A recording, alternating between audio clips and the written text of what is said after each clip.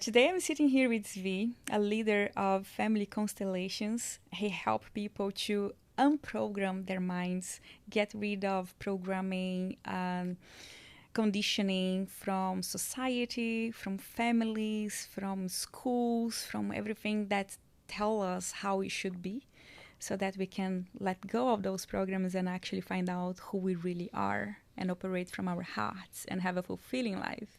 Svi does that by turning into family constellations, as I mentioned, but also plant medicine, gene keys, human designs, and a set of other tools that he uses according to the people who whatever works best for them, because we need different tools to find ourselves. And he's doing this beautiful work in the world, and we are going to dive into it today. Hi, Svi. I couldn't have introduced myself better. Thank you for that beautiful Amazing. introduction. And, So, what would you say is the mix now of where is the intersection of technology with spirituality? It's two different words, right? There is a tech whole world happening, and then there is a spiritual world, and now there is an intersection of these two, which I think is exactly where you are. How do you see that? yeah, I feel they're really interconnected. And I know there's a lot of conversation around like, oh, if you're spiritual, you can't use technology, or there's kind of like this divide or hate of technology. And I feel that the technology is supporting us and that it's innately neutral, and it's how we use it. Right. It's so much about how we use it. Yeah. Because we can be using technology for good or for bad, and it can be a way of manipulating or informing people. How did that happen to you, that you started in technology and then you became this person that you are today, fully in the world of spirituality? Yeah, so I found myself always kind of as an entrepreneur since I was really young at 8 years old, and had a few business ideas. And then I was in logistics world with my mother, import, export, but I found it to be a little outdated. And I always, that was the tech boom and all the companies and the fast pace and the apps and Ubers and Facebooks, and you just couldn't help but like feel that energy of like all the new tech and how fast it was moving in the world. And so I had an opportunity. My brother was moving out to California and San Jose, which is Silicon Valley, the heart of the tech world. And I found myself immersed in that world. I didn't know why I was going out there, but I was like, okay, let's see what this world is about. And Were then you already spiritual back then? I was, yeah, but not in the way I am now. My mom was a shamanic practitioner. I received a lot of astrology readings and healings and family constellations from a very young age. But I was still very business mindset, the money, maybe some of the fanciness and the fast lifestyle. And so it was a part of me, but it wasn't all of me. And how was the transition? Or actually, not even the transition, but how did you see the tech world in Silicon Valley? Do you see a lot of spirituality going on there as well? Or is it more like a hard world, and when people are more like driven by money and ego? Yeah, option two. Option didn't. two. Yeah, I didn't find really it to feel connected. It was all about like, what is my business idea? People, in my opinion, didn't connect. They talk about their business, talk about how I get funding, but if you try to really have like a deep conversation, you didn't really get too far. Everyone's very kind of surface level with like, I'm out here to get my startup, to get my app, to, get funding. And so all conversations generally were like centered around that. And I felt that. And I didn't really enjoy that part of it. And everything was, 100-hour work weeks and long nights, long days, people drinking a ton of coffee. Like everything was like eat, sleep, your creation, the startup. And so I never felt super resonant to that. I appreciated more of that balance. And so actually part of what the tech world allowed me, we went remote very early on, and I was able to start to travel while I was still in the tech world. So I lived overseas in Mexico and Colombia, and that was a big part of the opening of my path of seeing like other parts of the world while I was in the tech world. I'm like, okay, there's certain energies here that was not happening in San Francisco, or San Jose. And I'm like, what is that energy? And that was like a big part of like seeing, okay, like it was something I enjoyed, but it's not necessarily something that fulfilled me. Yeah, I hear you. And now, do you think there is an intersection of these words now getting bigger? More people that are connected to tech, but also connected to spirituality and increasing that scenario?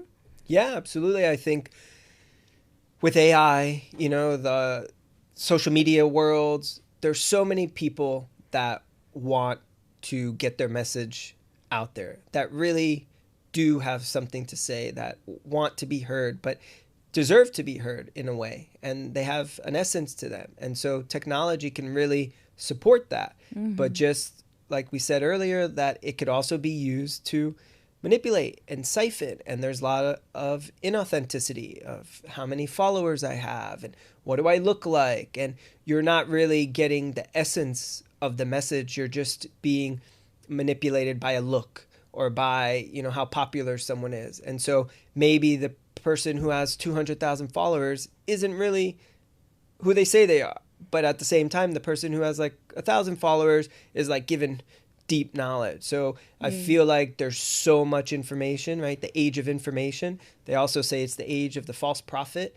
There's just so many people like, I'm a 25-year-old life coach, or I'm like, how can you have, like that experience? But it's also honoring that maybe that 25-year-old does have a lot of things that they could share, but maybe they're not being as true or as authentic, to themselves. Or the person who did ayahuasca for the first time and like, now I'm a shaman, and they care. They really do care. They had such a life-changing experience that they want to share Express that. But that comes with the responsibility. And I feel like a lot of people might not know how far their voice can carry, and they don't use it always for the best reasons. Yeah, I think it's a lot of responsibility there, as you said. And I see like Instagram and all the on the social media platforms, they are becoming so good at keeping people engaged, right? It's like they send you all the things that they know you love, and there are lots of voices there, and it's easy to get lost in that word. And that's why I think it's so important now to bring voices who have something of impact to share, like yourself. That's why I thought, like, I want to sit down with you and hear your story and hear all the sharings that you have, because they're so impactful. And that's how I think we can bring more like value to the social media platforms and have people sharing their stories and sharing things that are of value for the world. So the viewers are also receiving good things. They are not consuming just entertainment of no value, but they are like exploring interesting topics. Yeah, and I think to that, we talked a little bit about the people maybe that are the most authentic don't really always want to be, on camera or to do the creation or to go into a studio. They kind of like want to just sit in their room and, do their thing. And it's people say imposter syndrome, but I call it integrity syndrome. A lot of the times it's like their message is so important. They're so heart-centered that they don't want too many eyes on them. They don't want, a huge following, because there is maybe like a safeguarding around their truth, around their message. And I know that was a journey for me. I was in debate. I was groomed to be a lawyer. But the more aligned I got with my truth, like my true, authentic truth, I was like, I don't know if I need to share it all the time. Or does anyone want to hear it? Or is even what I'm saying like the truth? But it was my truth. Mm-hmm. But I did become a little bit more timid to be like, okay, like, when do I share my message? How do I share my message? Because it felt so powerful. And I was more aware than if I was like in the tech world and I was, closing $100,000, $1 million deals, and I'd be like, I could sell milk to a cow. But when it was like, now I really wanted to share my truth, I was like, let's wait a minute, and I think that happens to a lot of healers. A lot of people, right? I think people get also involved in this, oh my God, but how much in here is my ego and how much in here is my message? Because there are a lot of people who don't want to feel like, oh, it's about me, and like, look at me and all of that, but they have a message to say, and then they get scared because social media has this label of being something of the ego. Oh, you are showing yourself too much, you are a narcissist. There are all the labels that comes with it, and then people they back off. Like, they have something to say, but they get like you Absolutely. were before. Yeah. Now you are opening up, but people get afraid. Like, okay, I don't want to be seen That's why that I way. call it integrity syndrome in a way, because it's like you checking yourself, making sure it's not coming from the egos, that I don't just want followers, that I am doing it from the right place, from the heart.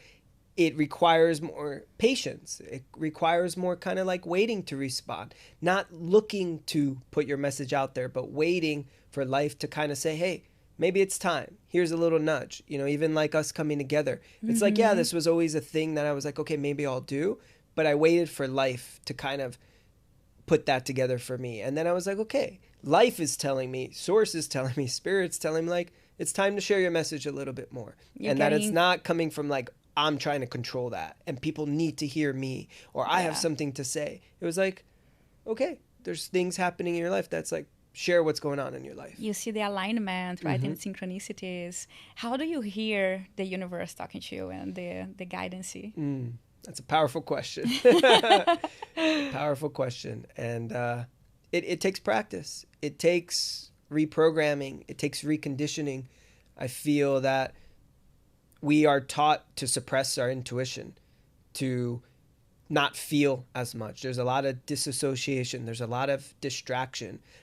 I don't love this word, but it's common now. There's a lot of like gaslighting of your truth. And in that, what that means is like, as a kid, maybe you had this strong feeling or strong intuition, but your parents kind of suppressed it. They told you, no, you were wrong. Or maybe you were talking to different energies, or you were feeling things, and people would be like, you're crazy. That's not true, right? They would get scared of it. So as a young child, you're like, it's not a safe place to express and listen to what I'm feeling. And then you're feeling these energies and you're like, but no one's believing me, or no one's really listening to me. So you don't have that support from others to feel safe in your truth and to listen into your intuition. Or like something, when the hairs go back up on your neck, or when you get that full sacral yes and that like you feel it, right? And you start to suppress it and you start to stop listening. And through life, through relationships, and then you got to come back to it and you got to start redeveloping that trust with your intuition. And it's like having a hard conversation and be like, I'm sorry that I didn't listen to you. You told me, don't maybe go for that relationship, or don't go for that job. And then you're like, I did it again. And, it's like, you had to really like, why weren't you listening? Why were you going against that feeling? And we were thinking too much with the mind. We weren't listening to our heart. We weren't listening to our sacral, because I say that, it doesn't come from me. I don't think anything is an original thought. I really believe it's all channeled, but the mind is a good servant, but a bad master. But we're making too much decisions with the mind to try and keep us safe. And we're trying to overthink of like, what's the best thing, as opposed to listening to our heart, to our intuition. How do you know is the intuition talking and not the fear? It's a practice, it's a practice. I did a medicine ceremony with ayahuasca, and I did a whole ceremony around my sacral and my intuition, getting to know it, trusting it, recognizing it, speaking to it. And, we talked about some human design things that like listen, and different things of that nature. Body pendulum. There's different practices, that we can put into our life to be like, okay, where is it the mind trying to make the decision? Where is fear trying to hold me back? Or where is it really like, no, this is what I'm feeling called to do? And that original question of listening, it's just being open. It's being open to the signs. I say signs are all around us all the time, but we have to be open to them. But the beauty of signs is you get to interpret them however you want. If it's seeing 1111, if it's seeing a specific spirit animal, you get to decide, what does that make you feel? What does that make you embody? As opposed to trying to like interpret it and look on Google, of like what it means. It's like, what did it bring to your life in that moment? It's like, okay, it makes me happy. I feel aligned when I see a 4 in my life, numerology. Or if you see 1111, you're like, okay, there's something there that's keeping you in alignment of what it is. And that's the way. It's just listening, trusting, but also doing the work. And that requires releasing some of the trauma in our lives. It requires the times we didn't listen, forgiveness, let go of the shame and guilt, not looking at life and regret, but just trusting everything happened for you, not to you. And then the more you can trust life, then everything becomes easier to see and listen to. Yeah, for sure. And I know you are really into human design as well. We have several conversations about that in the past. If you could explain, like in 1 minute, what is human design, how would you explain that? Yeah. Yeah, human design came to me about 3 years ago, and it was just a beautiful medicine. And with like all medicines, I always say don't be so attached, and really see if it resonates with you, if it's human design, gene keys, astrology. But what I really love about human design, it's a real full approach of many modalities, including the I Ching, the Kabbalah, and astrology, time and space. And it really goes into your strategy and your authority on how you should approach life. And for an instance, being a generator, you wait to respond. For a projector, you wait for the invitation. But it gives you some of this like knowledge to be like, hey, this is how I'm operating through life, and I wasn't in self. And it's really how to be more in self. It's the best way is like kind of like a instruction manual to your human body, like how to approach decisions, how to kind of like approach your conversations. I love it for communication, knowing if someone is a projector or a manifester. It helps me really kind of dial in to the best way to communicate with them. But really, it's a full spectrum of a design, and that is the design of like how you kind of should approach life. And again, it doesn't have to be just because you're a generator, because you're a projector, this is how you have to do everything.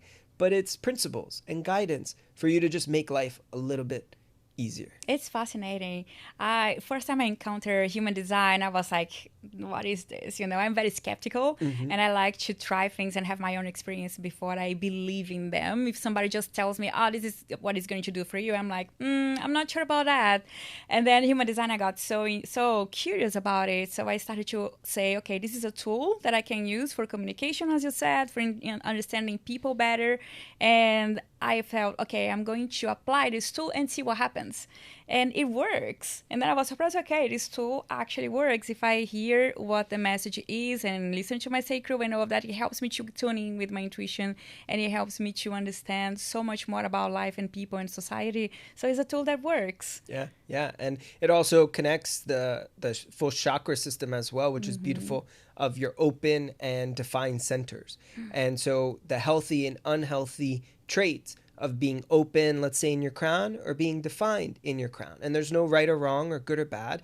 But if you have an open crown, generally you're going to be more susceptible to information, and the antennas always moving. And if you have a closed crown, you're going to be kind of more in your knowing of like, this is how things are. And it's just the yin and yang, like the balance of both. And if you're in a relationship, it's great as well to be like, okay, my partner has a defined crown. In my case, that's true. And I have an open crown.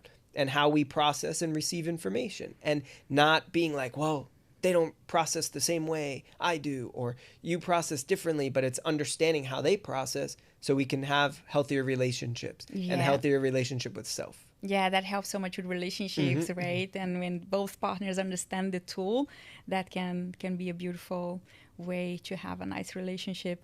What would you say that is the most important to have a healthy relationship and a sacred? Now there is a lot of conversations about the sacred union. Can you explain, like briefly, what a sacred union is to start with? Briefly is always tough, but I'm going to do my best. You're right. There's all these words, right? It goes from like twin flames to sacred union, divine union, just relationships, whatever the words are. It really comes to what I feel makes something sacred or divine. That word, really calling it sacred, not the spiritual bypassing, everything's sacred, but life is sacred. And the true meaning of sacred is like meaning and intention.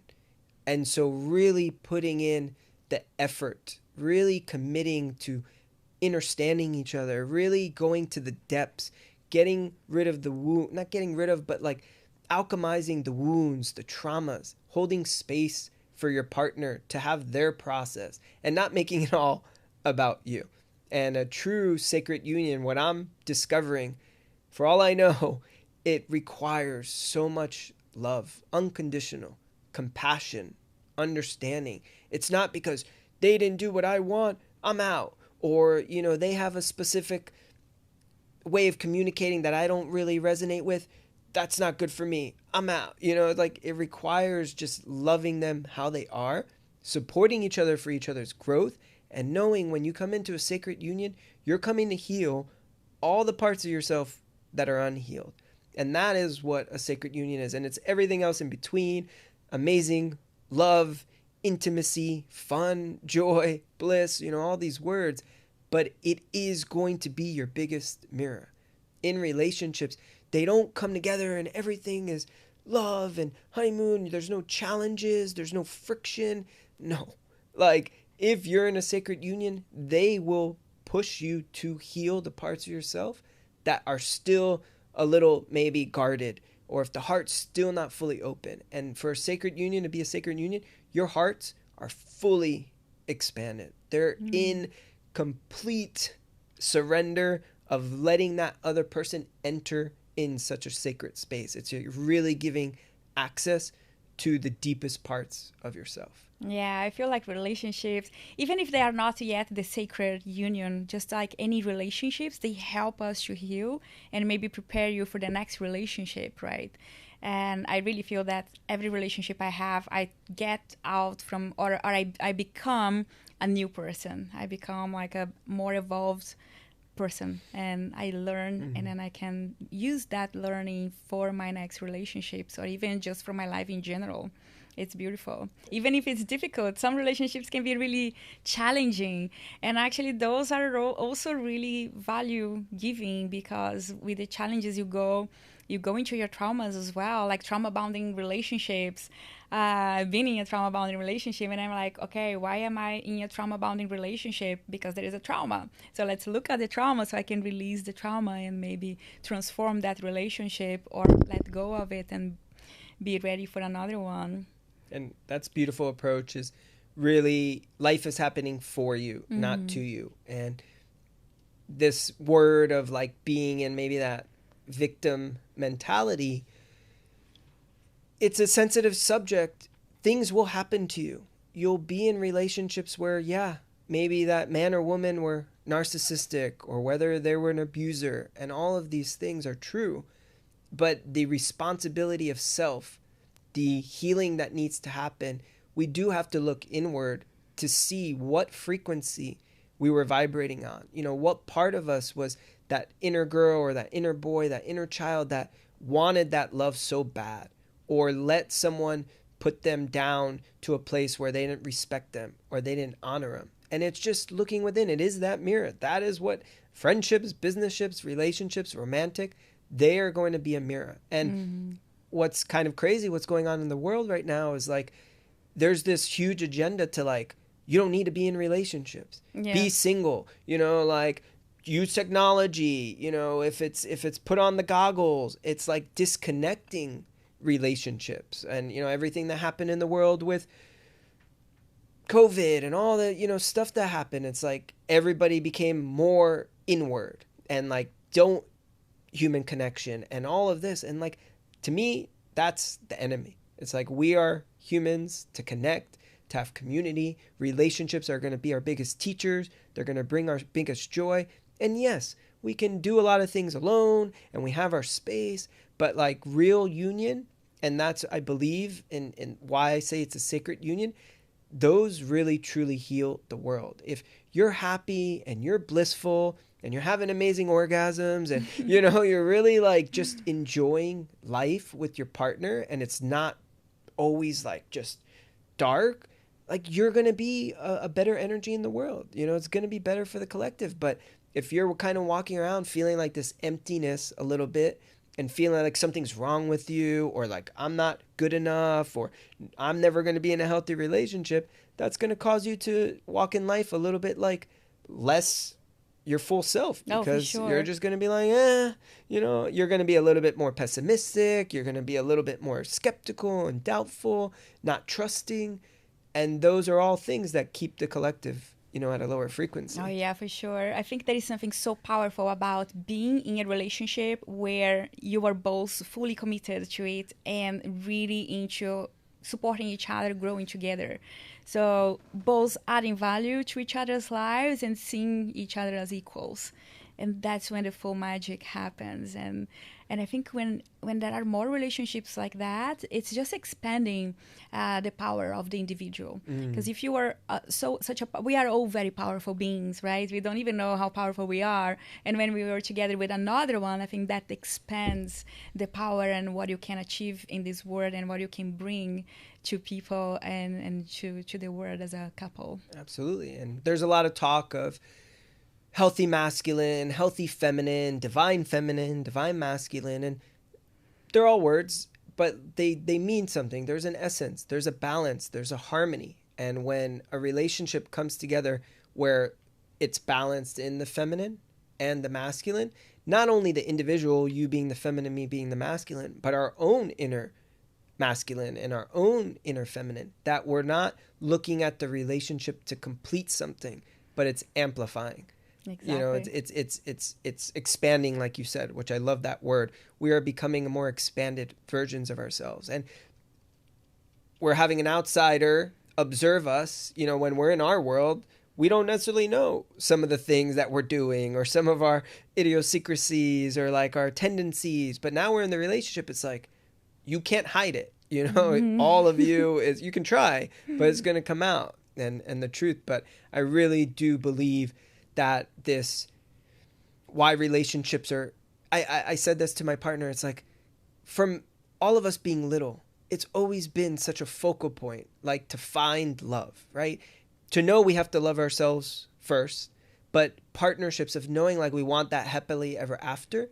And it doesn't have to be in like the Disney version of that, but there's a truth to being like, we know what that fullness is when we're in a really healthy union. We know what we enjoy, sharing the journey with someone else, like being on the ride, being able to share experiences and memories. Like doing it alone, yeah, I have a great life, I did some amazing things, but sharing that with someone like your best friend and someone who you can just enjoy and laugh and be silly with, it's such a beautiful medicine. Like love is the medicine. For sure. Really expanding our hearts. Yeah. The world needs more love. More love, more cacao, more love in that regard. But and that's where it is. If our hearts are open, if our hearts are really being nourished by ourselves and by our partners, we're not going to be so divisive and hate people and keyboard warriors and haters. And we're going to be like, no, like we're experiencing love. Like we don't have time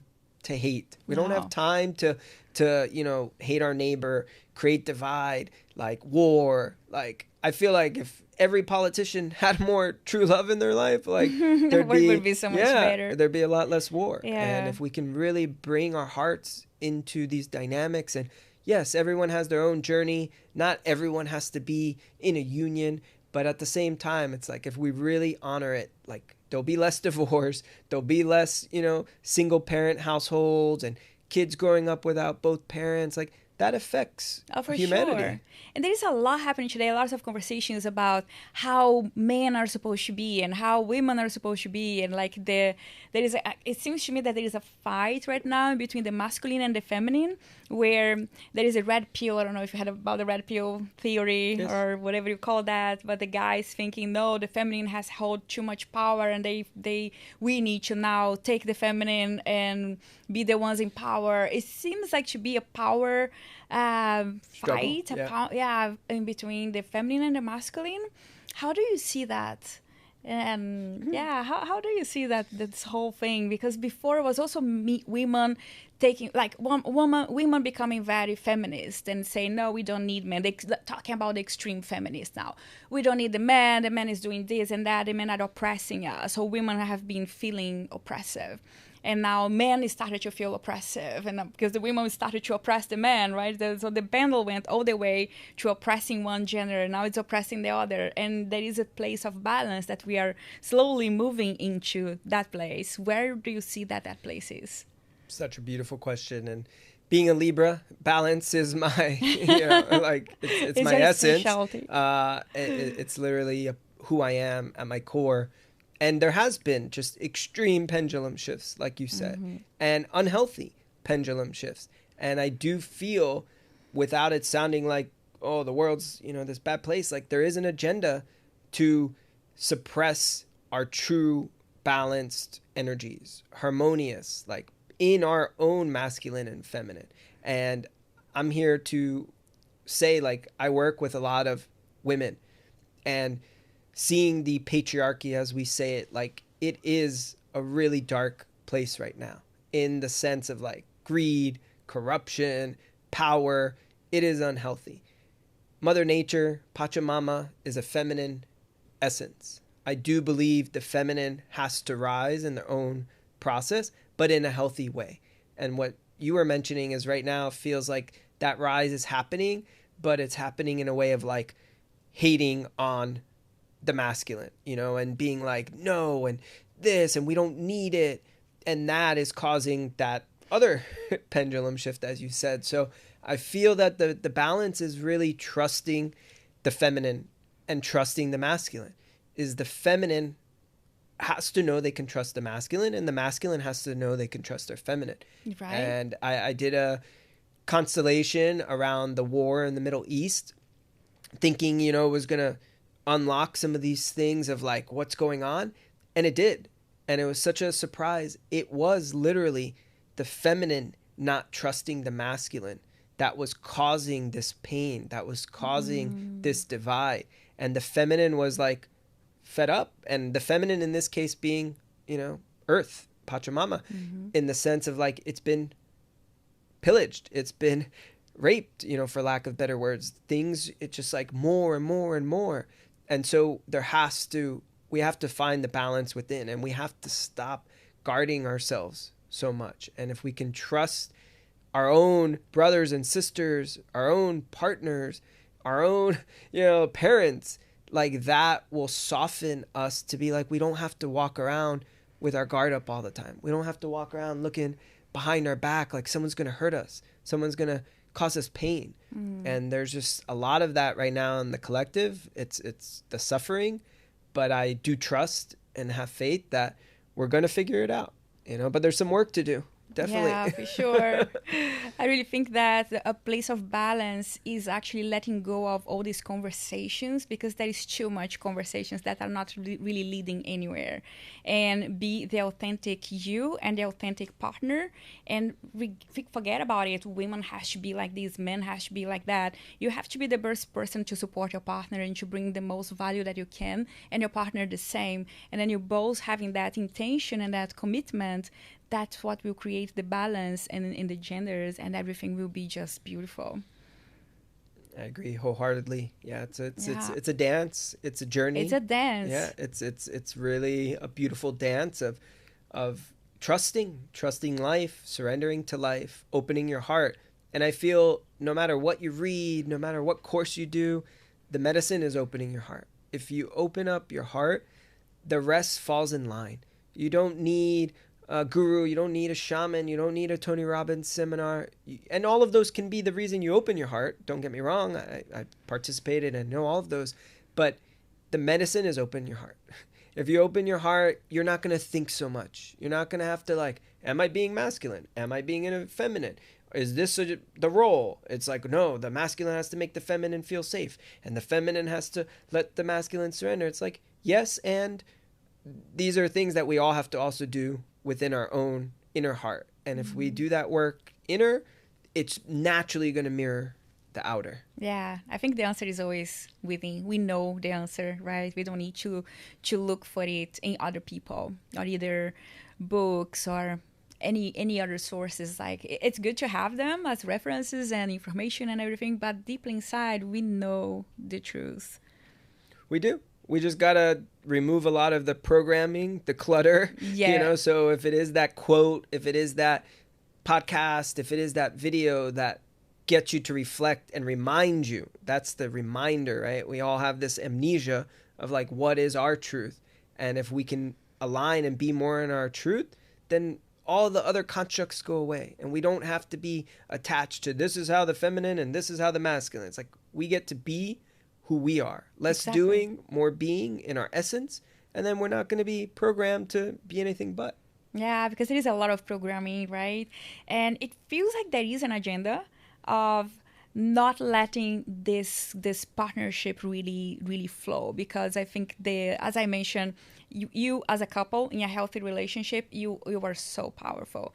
And yeah, and apparently there are programs and agendas against it. It's like suppressing the feminine or suppressing the masculine, so that there will be always one part that is not in their full power.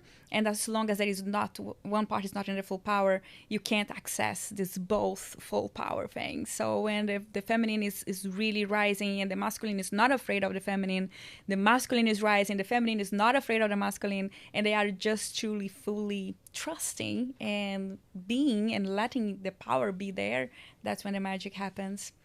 Absolutely. Yeah. It's like you said it beautifully. It's like, how can they come together if one is like afraid and one is Yeah. hating and one is like at their lowest frequency? So like one's rising and the other one's at a low frequency, then yeah, the high frequency isn't going to match the low frequency. And Yeah, then there when the is. other one's it's like you both have to be at high frequency, Yeah. do the inner work, challenge yourself, not get rid of, but work with the traumas, work with the wounds, your own relationship with your mother and father. That's where a lot of it also stems from. And we'll talk about that some in the family constellation.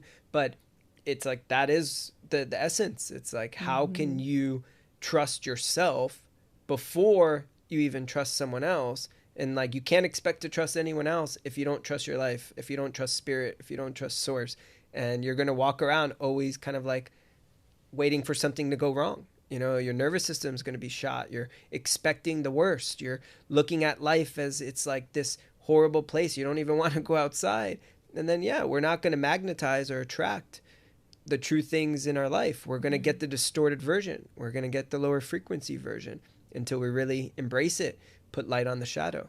Yeah, there is a lot of fear in the world, isn't it? There is. I literally listened today. The saying was, fear is safe. And what I took from that is we have to establish a relationship with fear. You probably heard this before. It's like fear everything and run, or face everything and rise. The fear is there. We don't get rid of it. We don't bypass it. Wherever it's coming from, it does get softer and less, but it can't be driving our car or our ship. It can't be driving our body. It's in the passenger seat, and if you can do the work, it's in the back seat, maybe in the trunk. You don't want it always front and center and present. That leads to anxiety, that leads to like distraction, attention. So it's really like, yeah, fear is what creates the programming. How did the world fall for what happened?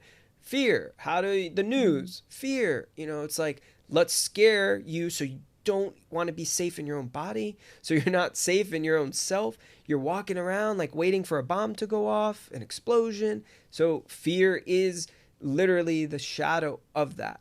In saying that, it's also the medicine, because if you can feel fear but rise above it and still do the thing that scares you and still go into the unknown and still trust and get in a relationship and open up your heart, instead of being like, well, what happens if that person breaks my heart? It's like, no one can break your heart if you trust that you're full.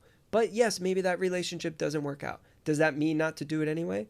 Or to go create that piece of art or go sing that song? It's like, okay, yeah, it's going to be a little bit scary. But can you allow fear to be the motivator of, I've said, generally what kind of like scares you a little bit is the thing you should probably go out and do, because that, if you're comfortable, if you're not feeling anything, it's a gift to even feel fear. It's a gift to feel any emotion. There's so many people out there that are just in a fear state, but they don't feel bliss or joy.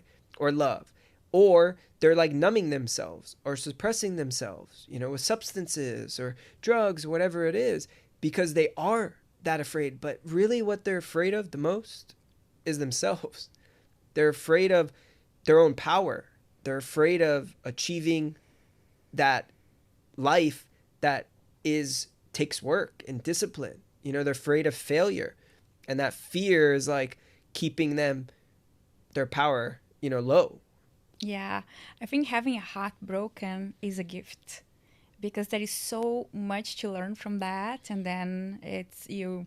I have my heart broken before, and if I would go back to the past and decide, oh, I don't want to have my heart broken, I would choose all the pain that I went through before and say, yes, please break my heart again, because it was beautiful and made me understand and heal part of myself that I didn't know I needed to heal. And I had this ex-boyfriend that I even called him, I think it was like a year ago, and he broke my heart like 2 years ago or something. And one day I was so sad, right? And then I came to the other side of having my heart healed again, and I called him. It's like, hey, I want to say thank you for breaking my heart. That was a beautiful, profound experience of me finding myself, seeing the fears, and like overcoming it and becoming a better person, full of love. It's such a strong and courageous approach to life, and really to look at it as everything is medicine. Everything is happening for your greatest evolution. If you can see the essence, if you could see, okay, not why is this happening to me, but why is it happening for me? Exactly. What is it that I need to learn? Where is it that I didn't see what was true? I let the illusion, or maybe I was like the looks or the money, whatever it was, which, if that's what you like, but it's like, where wasn't I not seeing my full self? Where was I suppressing my power? But if you can really approach life in that mindset and that heart set, of like seeing it, like I say, it's like you have that issue in a relationship, you trust more the next time. You don't go backwards and say, oh, it's never going to work. I can't trust anyone again. Okay, someone cheated on you. I get it. Let's heal from it. Let's move on it from it. But like, it takes time. But it doesn't mean never trust again. It's like, no, go in the next time and trust even more. Because what generally is happening is the more you're letting those experiences keep you in that fear state or keep you guarded, then everything in your life is affected by that. So if it's the relationship, if it's the job, if it's not getting the promotion, and then you're like, no, I'm never going to try again, I'm never going to live again, then, we're all going to just be empty souls walking around. For sure. We got to trust. Yeah. And I think trust comes also to be in our truth. Trust that tell the truth will be always the best option.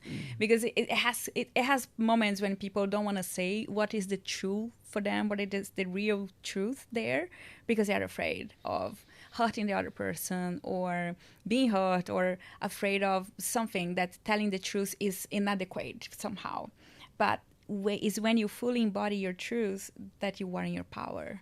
And that's something that is super beautiful, I think. Absolutely. Yeah, the truth, I always say, sets us free. And For sure. No matter how uncomfortable it might feel, no matter, like you said, if you say it and you think it's going to hurt someone, maybe that's exactly what they needed to hear. But if it's your truth and it's coming from the right place, they say also, it's like, don't express your truth and just be, mean about it. Like, understand the frequency of where your truth is coming from. Like, even if it's your truth, it's like, okay, I can share my truth without making it like I know everything, or it's my truth and your truth doesn't matter. It's like, no, can I express my truth in the moment, and can it be received? And I've seen, unfortunately, a lot in relationships is, to your point, like, a lot of people are not walking in their truth. Everyone is hiding something. Everyone is afraid to share their darkest secret or their trauma or whatever it is. And it's so healing if you could share it and be received. Yeah. The shadow of that is most people share it a lot of their life. They were suppressed, or they were told they can't. So that's where the work comes in. That's where the healing. That's where, if it's relationship work, if it's constellation work, if it's plant medicines, if it's breath work, meditation, travel, it's the inner work of being like, okay, yeah, your truth was maybe not accepted or was suppressed by your parents or society, but that doesn't mean stop trying. That doesn't mean give up on sharing it. and really be your authentic self, because that will be the medicine. Yeah, for sure. You gotta be real. When you are real and you are the authentic self, you will actually like scare some people. Some people will not stay around, and then it comes to this place of, oh my god, if I say my real thing here, I people will go away, and then it can create a feeling of, okay, I cannot say my truth. But the reality is that the right people will stick around. The right people will get you where you are, and they will understand that truth and that reality, and that real you is, you will fit some people and you will fit not everyone, and that's okay. Absolutely, yeah. So many people are walking around with masks, and because they don't feel safe or comfortable to be their real themselves, to be their fullest expression, to really lead with their truth. They're trying to appease someone else, their parents, their relationships, society. They're trying to look a certain way, they're trying to act a certain way, and they really are not living their truth. And Yeah. that comes from a variety of things that happen in life. It could be ancestral, it could be parents, it could be society, but it's our responsibility. It's up to us as the collective, one by one, to start walking our truth. And not in a way where it's like in being mean, and it's like authentically just speaking your truth, authentically being you. And to your point, if someone doesn't like you for that, and if that ruffles a few feathers and it triggers someone, it's like, it's okay, they weren't in alignment with where you are on your journey. But that doesn't mean just say whatever you want whenever you want. It just means knowing that it's always an opportunity to speak your truth. Yeah, we gotta remove the masks. Yeah. And be authentic regardless. How did you come to where you are today? What is your journey? What's your story? From tech to all this beauty of understanding the word and sharing so much love. It's quite the journey. It's always a little bit, okay, I know where to share it from and how to share it in a way that it's like, boom, let's condense some of it. But I think the biggest thing was always knowing I had this connection to whatever spirituality was for me. And it's a word, but it was an essence. And having a shamanic mother, and she was a healer, and she did family constellations, and I was around a lot of her friends who were astrologers or psychics, and it was always a part of me. But there was a part of me that maybe rejected it a little bit or didn't fully embrace it, because I felt that I saw a lot of those people struggle. And what I meant by struggle is based on what I thought success was the finances or the nice car or the nice house. So I felt they were struggling because they couldn't really work with their gifts, and they would not be able to like have enough clients or whatever it was that kept them from like really shining their light. So I was like, oh, spirituality can't be that good because people are struggling. Or like I just had this notion of like, what makes me happy is going to be making money and driving a nice car and having a nice house. And so I went on that journey. I had to experience that journey, and I achieved all of the goals I set out to achieve. And I did very well in the tech world, did well financially, went into the crypto worlds, and I had access to all of these things, living the lifestyle on yachts in Miami and, around attractive women. And it was all fun. It was a part of the journey, and I enjoyed it. But I feel there was always an essence of me, even in those settings, that didn't feel fully seen. I wasn't able to go to the depths that I wanted to go. I wasn't really a drinker. I didn't, do drugs in that way. And so I was like, I saw the emptiness of a lot of people in those worlds. I saw some of my friends, some of these entrepreneurs, millionaires, not be able to have a healthy relationship, abuse things like cocaine. And all of it is their journey. But there was something I'm like, they have everything I thought makes you happy. I'm like, that's what society tells you, build the business, have the job, have but they were all divorced. You know, they all didn't have healthy relationships, that at least according to me and what I saw, based on what I felt my heart wanted. So I'm like, this isn't the way either.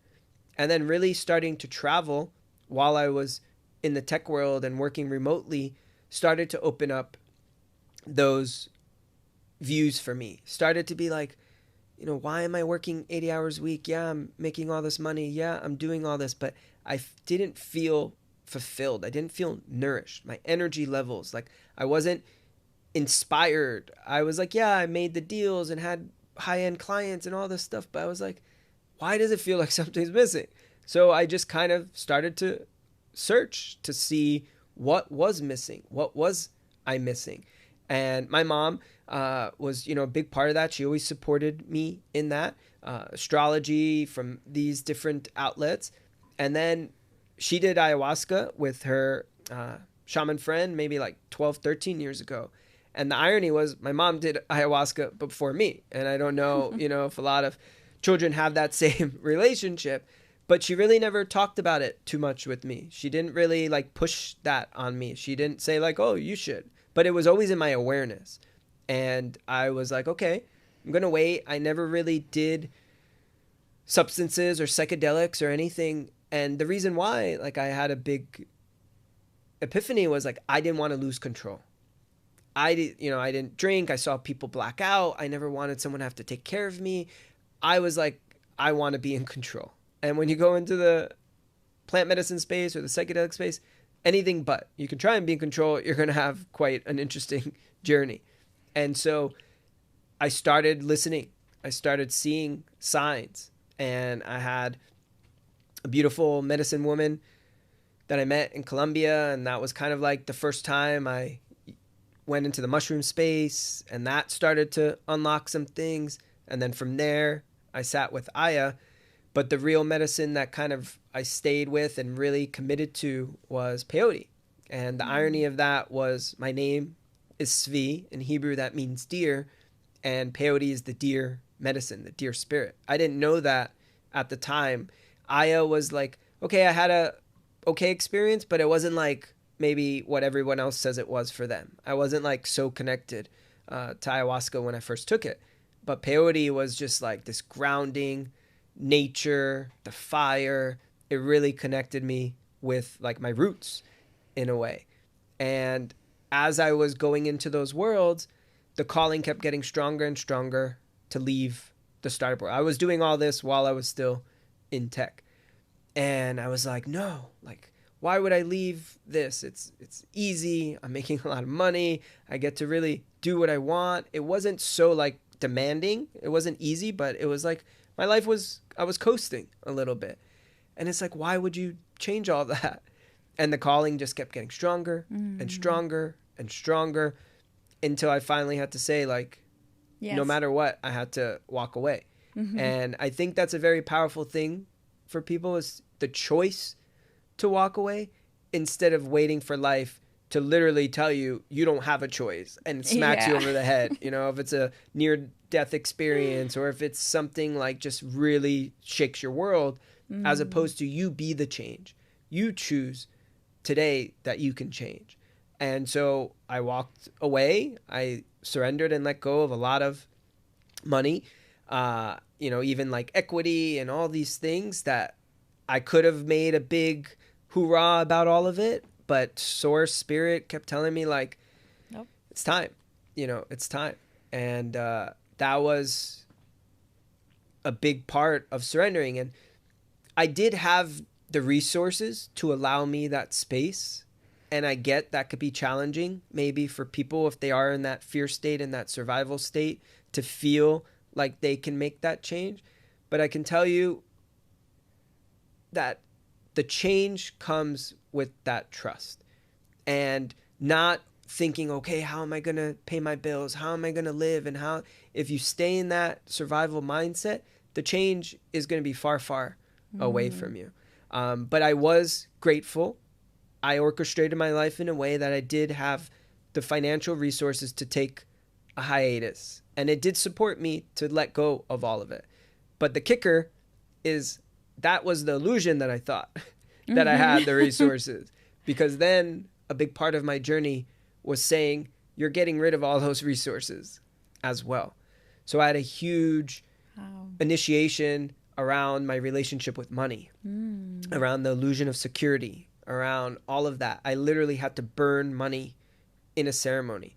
$20,000 in 2 days on crazy stuff that like was part of my journey. $100,000 in 6 months of like knowing I don't have that cushion anymore. I don't have the safety of my tech world. I have to now find myself in the process. So it said, okay, hold my beer. We're going to take all the resources you thought you had and all the crypto and everything and be like, you know what? You're not going to have that either. And you're going to have to surrender to this path without what you think is the thing that's going to allow you to be in this path. And how can you do that?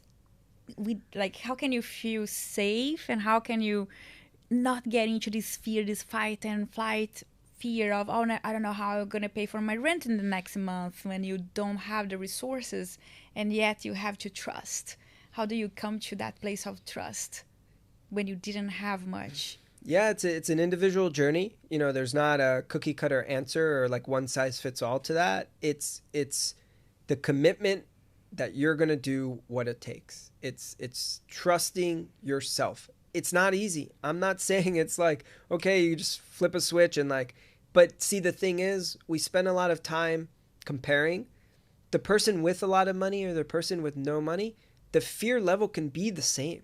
You know what I mean? The like letting go and surrendering can be the same. They're both dealing with the same shadows and the same demons, but we're just comparing it because it's like, oh, maybe it's but maybe that person with that money has such a stranglehold around the money and like it's so controlling that their fear of letting go of money is just as much, or if not worse, than the person who doesn't have it. And that's like, you know, a lot of in Buddhism, like no attachment and letting go. So it's like that ego or that control, that power, it's so strong in them that for that person, it could have been just as difficult or not more, but the same thing of the person who is struggling maybe in the financial world or feels, you know, in their survival. So it's an interesting, you know, dynamic, but it's really coming to your truth. And it's not a simple answer. It can be, but it's really trusting, you know, you in the moment that you're going to figure it out. That if you live your truth, life takes care of you. And you don't have to be in fear. You don't have to be in survival mode. And I had to do a lot of things around that in my own journey. And a huge part of that was plant medicines. A huge part of that was looking at human design and gene keys, looking at my shadows, attending, you know, different retreats and seminars. And maybe I didn't have to do any of it, and maybe I had to do all of it. But all of it was my journey to allow me to be free. And a big part of this was family constellations that I was attending since I was like 22 or 23 because of my mother, to let go a lot of this ancestral trauma, to let go of the survival ways of thinking and really allow myself to live my path, to be in my truth, not what society told me I needed to do, not what my parents told me I needed to do. It was what I felt was true. Svi, what is a family constellation? Yeah. Family constellations is an amazing modality that connects to your ancestral lineage up to 7 generations back. And it's in our history of our ancestors, we carry on, let's say, fears or issues that happen in our life. If there was an abortion, if there was murder, if there was war, if there was the house lost in a fire, if the family had to leave countries, which so many of us come from different countries, leave with nothing, that carries on in the cellular level. The RNA, the DNA, the epigenetics. So even though we have a roof over our head in this life, because maybe your 3rd generation great-great-grandparent didn't, that subconscious fear still carries in your cellular level. So if you didn't have a healthy relationship with your parents, or if your mom was in an abusive relationship, those things that you as a child saw impact you in your life moving forward. So I always say kids are amazing observers, horrible interpreters. And so they see everything. They're sponges. They say, especially up until the age of 7 or some of the most imprinted years, you are watching everything. The way your mom is acting, the way your dad is acting, if your mom doesn't have the partner, if your dad doesn't have the partner, the way they express love, if they're fighting, if, all these things shape who we are. And then what happens is a lot of times they're just repeating patterns. If your mom wasn't able to show you love, it's generally because she didn't get love from her mom and her mom before her. And maybe it skips a generation, but because down the lineage, it kept repeating. And so family constellation is the opportunity to break the patterns and not feel like you have to be loyal to the unhealthy patterns. And don't get me wrong, your ancestors gave you a lot of great stuff too, but there was a lot of stuff that you don't need in this lifetime. And they want to see you free. They want to see you do it differently. And just throughout life, because of those imprints, because of those, let's say, traumas, we just keep repeating them. And now we're just passing it down to each lineage. And who's going to be the one to break it? Who's going to be, the black sheep? And that term is maybe a little overused, but it's who's going to have the courage to step out of those patterns. And a lot of times in constellations, they say we reject or we become what we reject. And so sometimes, a lot of times we're like, we don't want to be like our mother. We don't want to be like our father. And then we're 30, 40, 50, and you're like, oh, I'm doing the same thing. I'm calling in the same relationships. Yeah. I'm acting the same. And so constellation is a modality to unveil the stories that are happening in your life for you as an observer based on your family lineage. And so, if you had a family member who committed suicide, or if you had someone drown, it might not seem like so significant in your life, but all of that fear, all of that energy carries on at a very subtle, well, not always so subtle, very deep, but a very nuanced level of the subconscious. And so we're walking around and we're like, why am I so afraid, right? Why do I have that fear? And that fear is not even yours. Yeah, it's not right? even yours. And that's, there are cases of people being depressed, and it's not their depression, it's their ancestors. And Absolutely. They are carrying that. It's like it's like given to you as you're born. Yeah. We get lots of good things, but we carry on all these other things too that are affecting our lives in negative ways. So the constellation helps you to get out of it, break the path. Yeah, it helps you see some of the patterns as an observer. So now you get to choose whether you want to be loyal and stay committed to the things that don't serve you, or you can be like, okay, now I know that was a big thing that I had with my mother, and I get to choose that I don't want that to happen in my life. And that's it. It's not like the fix-all, end-all medicine, but it's like now that you know, now that you're aware, you have the sovereignty. And we have some compassion. If you're not aware, it's hard to know it's a pattern, right? You're so used to it that that's your life, and you don't get to be the observer. Maybe I could see it, maybe you could see it, but you're in your life and you're like, I never noticed the difference. And so the constellation can really put some light on some of these patterns that are happening. And you're like, okay, why did I have that relationship issue? Why do I keep calling in partners? Why do I have addiction? And you can see it didn't start with you. And that really removes a lot of weight off of you. You don't feel so shameful and so guilt that you don't have control, because you did inherit it in a certain level, but you have the power to change it. And that's with a lot of things, health issues. It's like genetics. There literally is a ton of science out there that we can repattern and reprogram our own DNA, our RNA. And so a lot of these modalities, family constellations, gene keys, human design, breath work, we're repatterning our cellular level so it can evolve, so it can be healthy, so it can get out of that survival, get out of that fear state. As humans, we're here to evolve. We're not here to stay in fear. Yeah, and you work with different things, right? You work with constellation, gene keys, human design. We talk about this too. Maybe we can talk about gene key in a second. What are the other tools that you use? Yeah, so I'm a man gen at heart, a manifesting generator. For people who don't know, it's a multifaceted. I've always been that way growing up. You're kind of like this jack of all trades, and really tried a lot of different modalities. And in my human design, I'm a 3-5, which means I'm trial and error. I experiment. You know, if it's tantra, if it's breath work, if it's plant medicine work, all of those modalities I find to be useful. And what I do is I really tune in with the individual, and I try to really combine a lot of those different things without overwhelming, the person that I'm supporting. But it's I call it a charcuterie board of like, healing. Like there's going to be a little bit of everything based on my knowledge and tuning into that individual.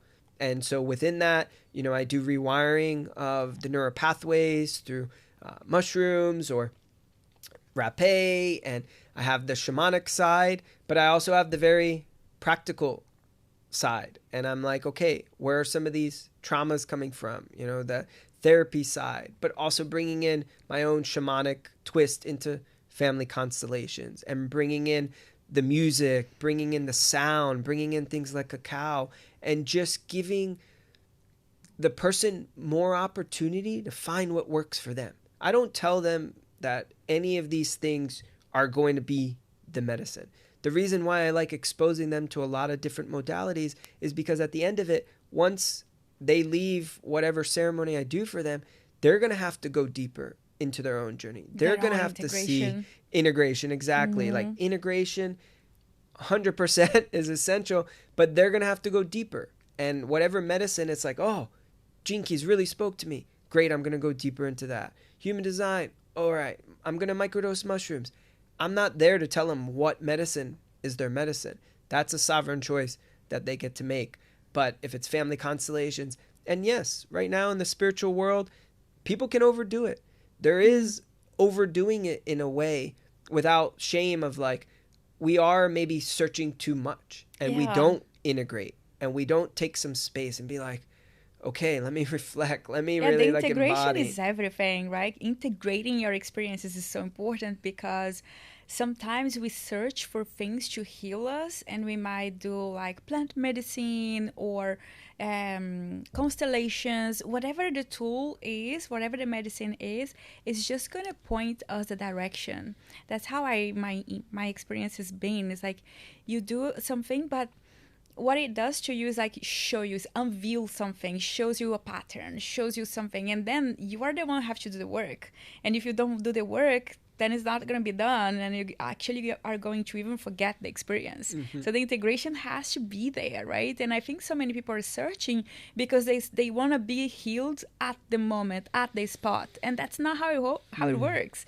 At the spot, you understand, oh, this is happening in my life because it happened to my parents before, or because when I was a child, I saw this story from my parents, or whatever it is.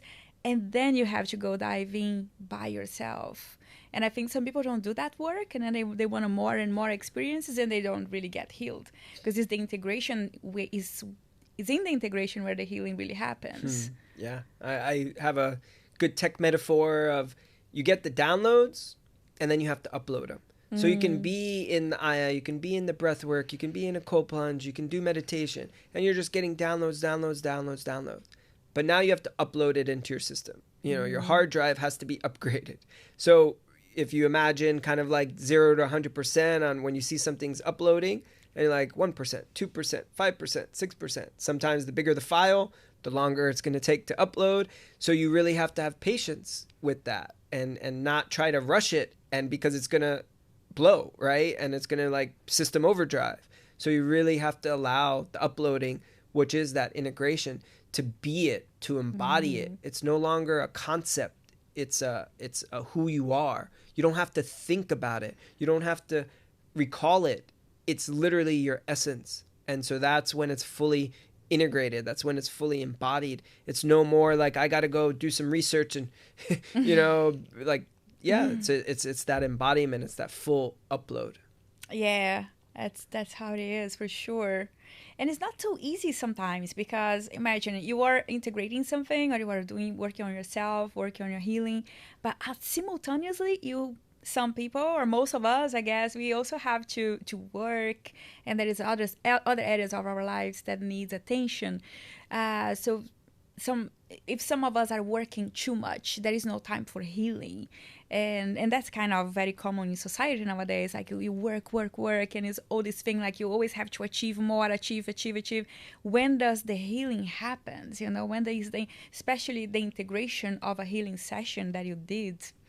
How do you see the balance? What would be for a person, if you would tell somebody now, somebody that works a lot, how can they find time to heal while they are working so hard? Yeah, I really think it's being a little bit more gentle with ourselves, being a little bit softer, not having to get to the destination, enjoying the journey, not thinking anything's wrong. You have to fix anything, that, you're this broken thing. Like, you're just remembering. It's all medicine. You just get to approach it, whatever, and listen. Don't force. That's the biggest medicine. It's like, I personally, in my medicine journey, almost never said, I need to do this or I'm going for this. It showed in my life. Like, almost so obvious that if I tried not to do it, I don't know what would have happened. Like, life was guiding me. I was listening. I had my eyes open. And if it was like a medicine woman, if it was a relationship, if it was a friend, and like start hearing and listening to what's going on. Like, don't force anything. If you can really just be patient and wait and just be like, okay, what is life telling me I need to do? And what are you inspired by? All right, is it a social media post? Is it a podcast? Is it this? And now you're starting to get curious. And it could come from anything. It's not like waiting at home under your covers and just like, oh yeah, life's just going to happen. No, it's putting yourself out there, going to in community, networking, also whatever you're inspired by, and finding that connection with the things that really light you up. And then life starts to happen and things start to be put in front of you. But really, like, that there's no destination. There is no quick fix. No. There isn't just, all right, I did a medicine journey, or I did a meditation, or I went to a 7-day retreat. Then everything becomes better. Yes, there will be changes and there will be shifts, but there's always this evolution of self. And just be curious, be open, lead with your heart, not try and think anything with the mind. Oh, I gotta do this. It's like, no. And be very discerning within what it is that you're consuming. And what I mean discerning, not necessarily skeptical, but discerning of like, what are people's intention?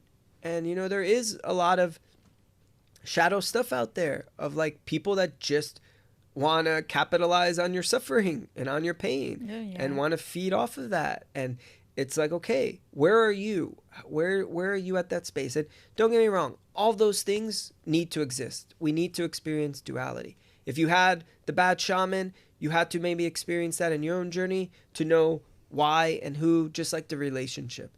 And yes, I would love a world where you can go into the healing world and not feel like someone's going to take advantage of you.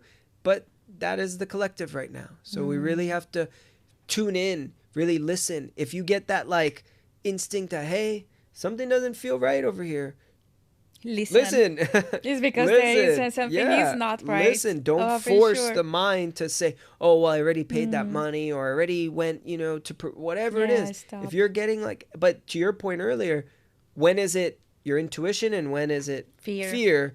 But it's like, I feel the intuition is you feel it.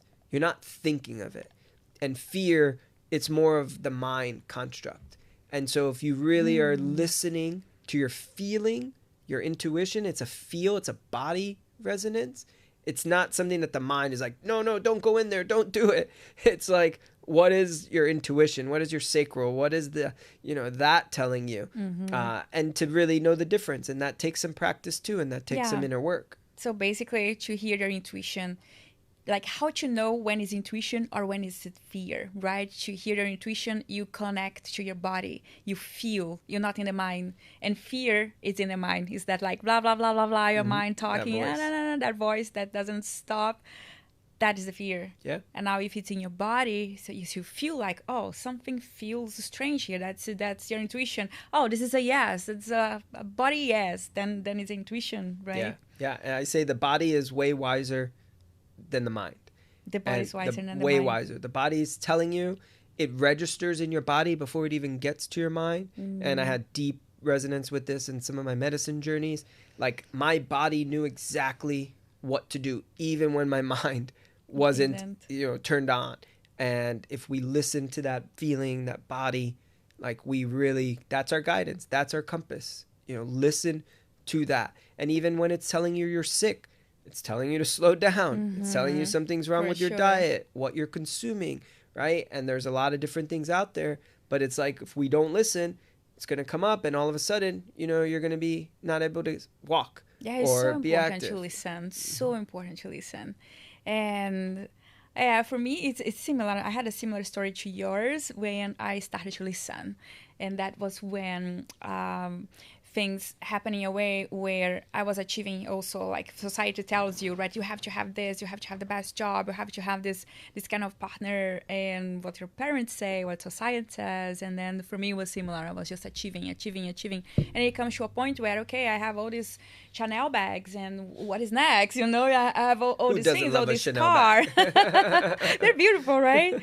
But what then? It comes to a point then that you achieve everything, and then it's like, okay, what is next? And also this thing of what's next. Why does it need to be a what's next thing? What happens when you just be?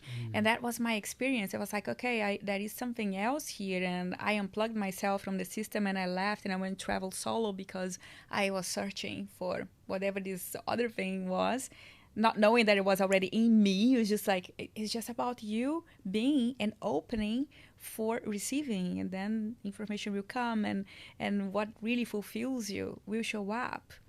And that's the secret of having a fulfilling life. It's like being present.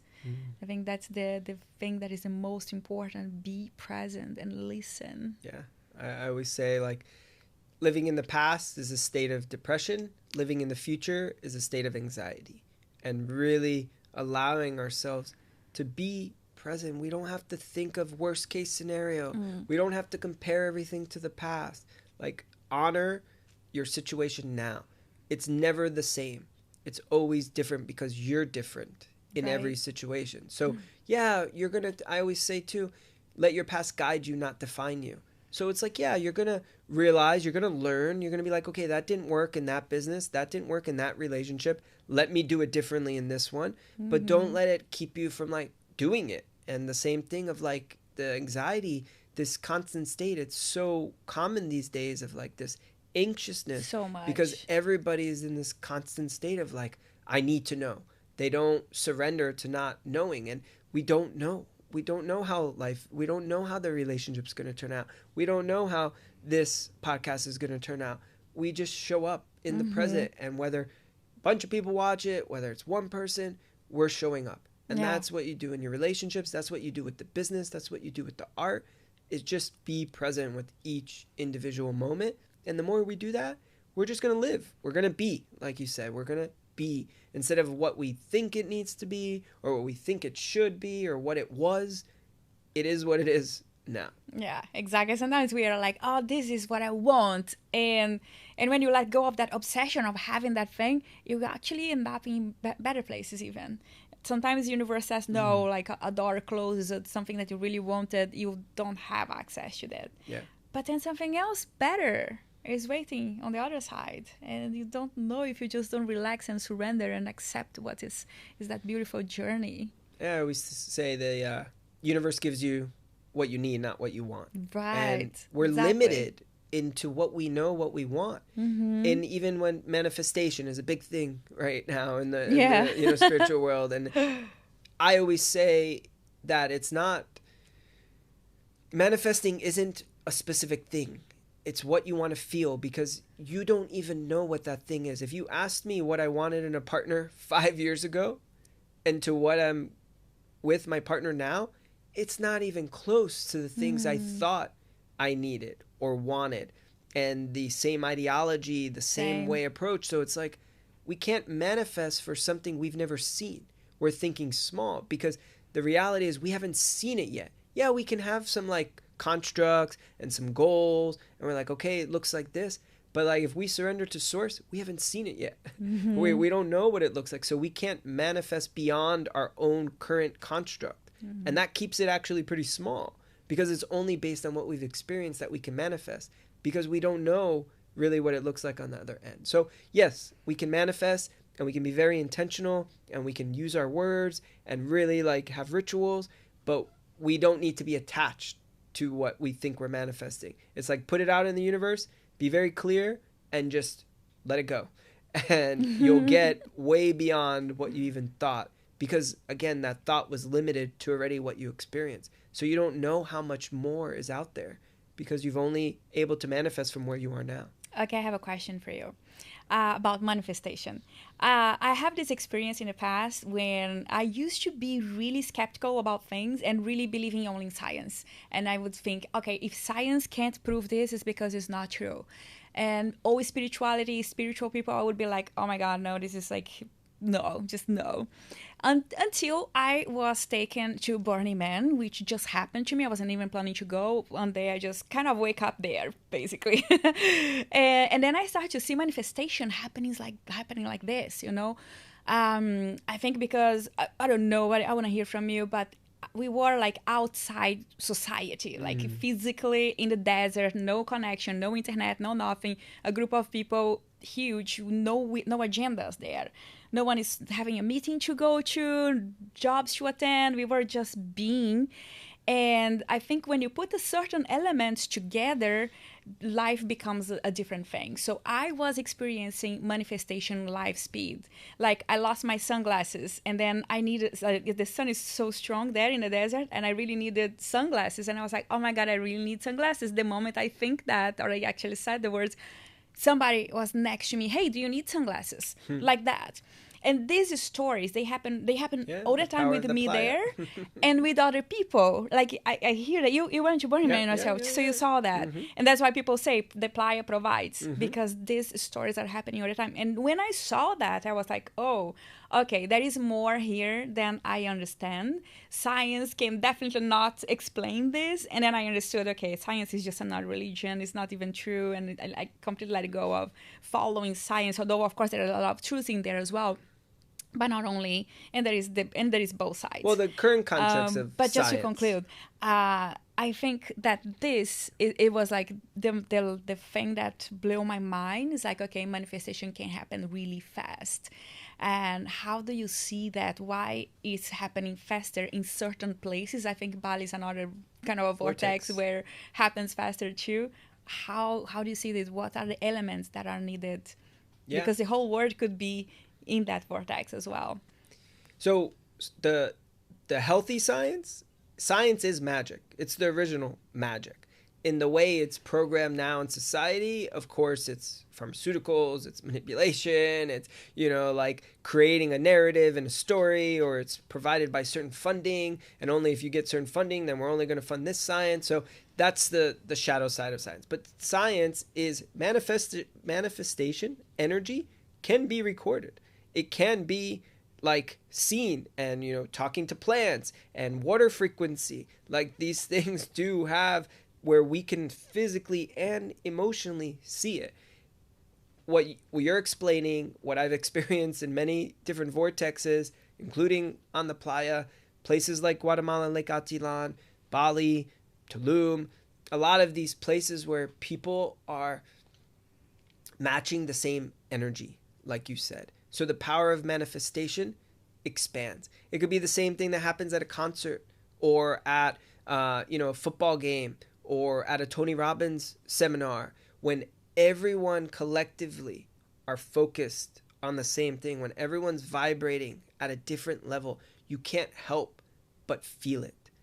And that is the power of that. And it's not also being attached. It's like, oh, I want this and I'm going to get it, because it's more for the self. But when you're doing it as a collective, when everyone's kind of vibrating and letting go of the constructs, like something at like Burning Man, somewhere in Bali where a lot of people are coming to like remove a lot of the constructs, the power of manifestation just magnifies. And again, it's not always like a material thing.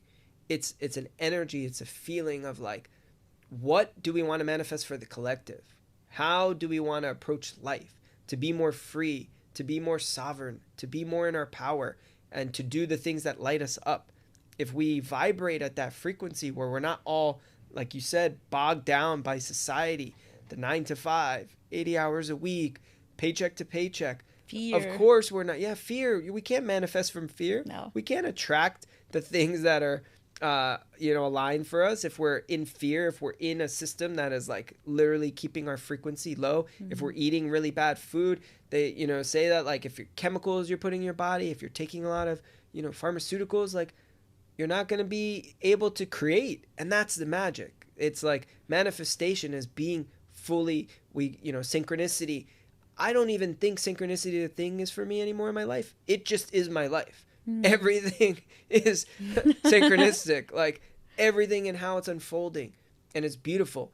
And it's like that is my life because I am in that frequency of like trusting life. So it's not even like a coincidence anymore. I don't even use like, oh, that was weird, I can't believe that happened like this. It's like, no, the minute I kind of put it out there, it shows up almost immediately. It's amazing, right? Yeah. How powerful it can be. Yeah. And with that great power comes great responsibility in the sense of like, what are we really calling in? What are we really manifesting? If it's always about self and it's always superficial and it's always this, like vision boards and all that, like, yeah, it can be great. But like, how can we think for the we? How can we manifest collective healing, less suffering, less war, all of that? And I'm not saying it always has to be about that either, but where's the balance where it's not just what do I need, what is good for me? It's like, no, what is good for the we? Yeah. And the power of that, I say, when you suffer, I suffer. When you heal, I heal. So if the world's suffering, I'm gonna feel that, and I can't ignore it. What's going on in the world and everything that's happening, and it's tough to like also enjoy your own beauty in life when you're seeing your family struggle or when you're seeing the collective struggle. So it's really important that we support our brothers and sisters, support our families, and not just make it about us. And if we can all collectively tap into that frequency, then the power of manifestation will vibrate at the highest speeds we've ever seen. Yeah, for sure. It's a very different frequency and energy when you are focused on yourself and then when you focus on the collective, because it's when you co-create. Everything is a co-creation, right? And if you are focused only on yourself, you are still co-creating, but the energy won't match. So you are like me, but what you are creating there is not going to match the collective, and therefore you're not going to belong to that collective in a way that you could if you were matching the collective. And then it becomes more of a community, of a family, of a human. All human needs, they get met if you are in the collective. If you were just in yourself, it's a different vibration and it's not matching. You don't get all your needs matched as you think you would.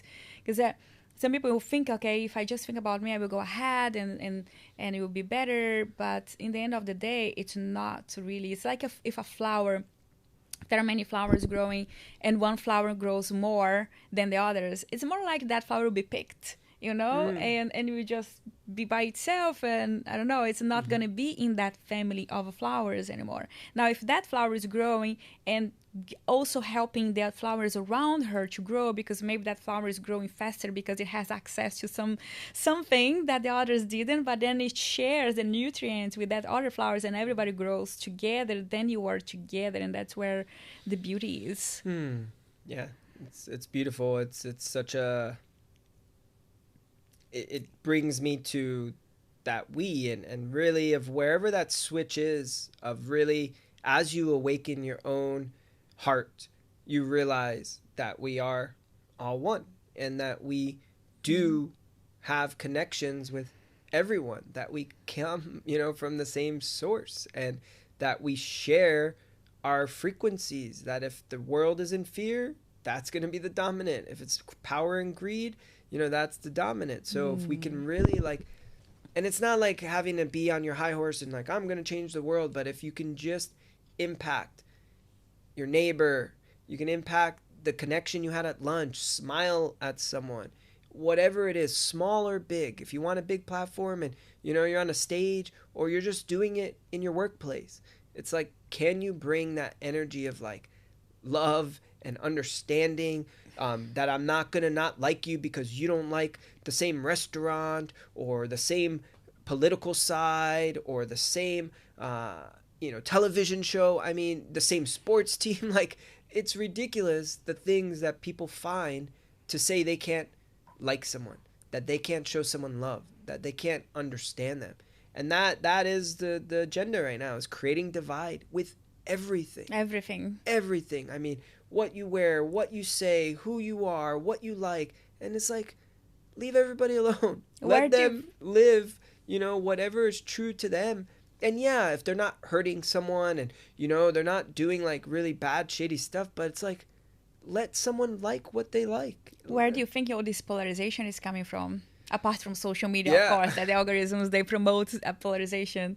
Well, it's coming from, just a divide. I mean, how esoteric we want to get right now. I do believe in, some dark energies and nefarious forces that do exist, that the more fear, the more divide, the more. And it's coming from a lot of people that capitalize on that pain, on that divide. Because if there's more divide going on, then there's no rise of the collective. There's no rise of humanity. So if everyone is bickering and everyone's fighting with each other on the bottom, then the people at the top are just laughing. And they're just collecting paychecks. And they're just being like, hey, my bank account keeps getting bigger, and you guys go play around and hate each other, and I'm just going to sit in my 8th mansion and travel or whatever it is, right? And that's the divide. It's coming from that collective of saying, I only care about me, I only care about profits, I only care about how big my business is. And I don't think those people are necessarily bad in a way. They know the levels of what they're doing. They're just so short-sighted, and they're so kind of closed to what they experience, the pain that they experience. They get so consumed by the illusion. If they woke up, if they sat with some medicines, whatever, like, they would see, like, this isn't the way. It isn't about it isn't about who builds the biggest rocket and which billionaire. And like, that's also part of the collective, is like, we're idolizing all of these things that are, at the end of the day, temporary. The billionaires, the businessmen, the celebrities, instead of like honoring ourselves. We're putting it outside of us. Reality television, social media, we keep comparing ourselves to others. We keep judging ourselves based on what other people have. Oh, that's a healthy relationship. It's like, you don't know anything that's going on behind the scenes. Like, do you. Be with you. Be your fullest self. And that's the thing. By being the I, you become the we. You have to know yourself to really participate in the we. You can't go outside to find yourself in that way. You have to like do the work internally. And then we become more aligned and more connected. What is your mission?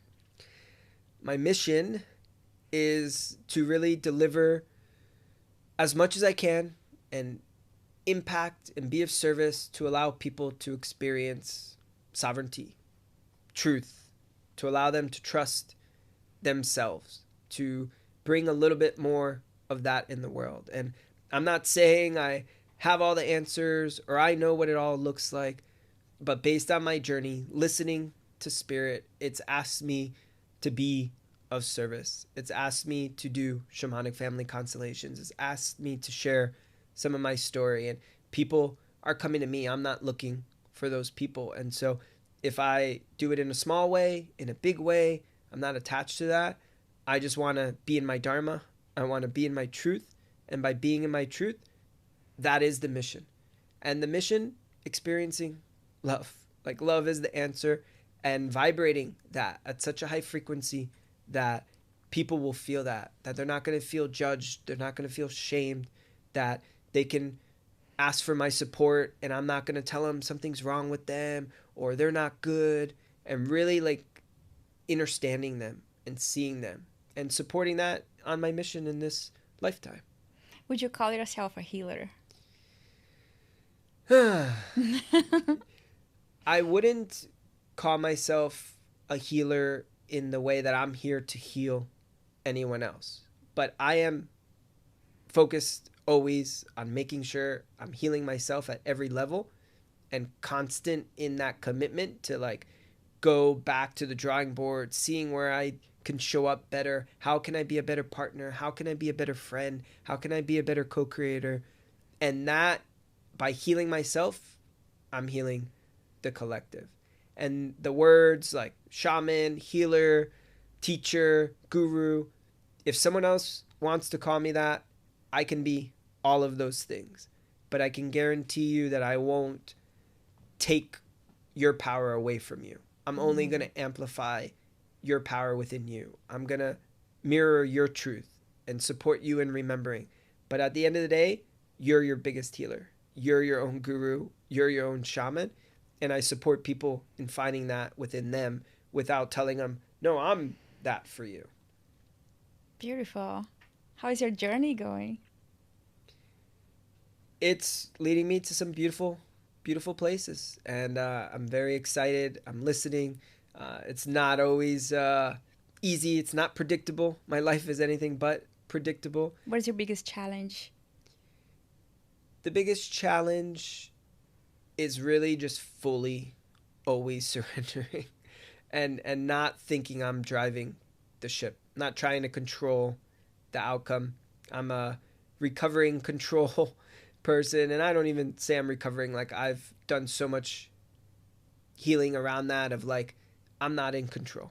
And the minute I think I'm in control, I get hit, in the head. Like, every time I'm like, oh, I would never do that. It's like, oh, really? It shows up. Oh, like, this is where I'm going to live. Oh, really? Like, just letting go of what I think I need and just listening to what's showing up in my life and being very open. Beautiful. I think the world really needs more people like you and have your message out there. And it's an inspiration. You are an inspiration to the world. I appreciate Thank you. That. Thank you. Oh.